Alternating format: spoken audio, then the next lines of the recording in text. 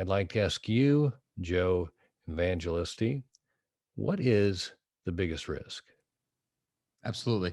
And I have an insurance background as well. So, I mean, I'm not going to answer it from an insurance perspective, but I understand where you're coming from. And look, I think insurance is one way, we could talk about risk, but really when we're talking about risk in life and we're talking about risk in success and growth and contribution and creating something that, when we talk about legacy wealth or legacy building, I think about legacy as when I create that thing, there's some kid 100 years from now who's never heard my name who's going to be impacted by that because his grandfather and father, taught that, took it down the line and created that long-term legacy and wealth, right?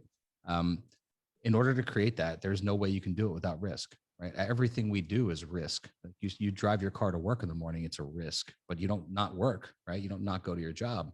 It's the same thing, I think, in our industry is there's going to be a lot of risks, but the one way that we can create risk mitigation is through proper due diligence, through making sure we check all of our boxes, through thinking 12 months to 2 years in advance or 5 years in advance in some cases, right?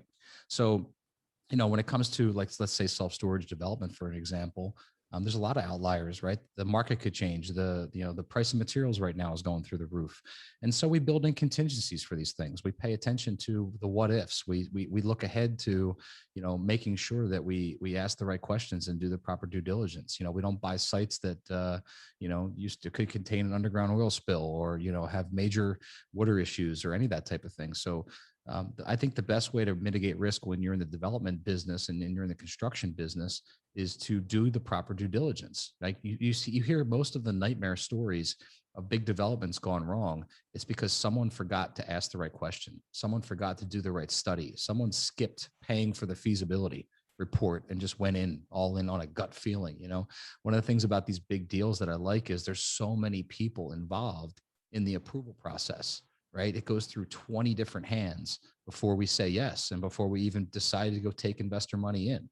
So we want to make sure that we're mitigating the risk to create the best possible upside, knowing that, hey, shit's going to go wrong. We have problems, things happen, right? And then being surrounded by really good problem solvers. So when they come up, we have a plan B and a plan C and a plan D.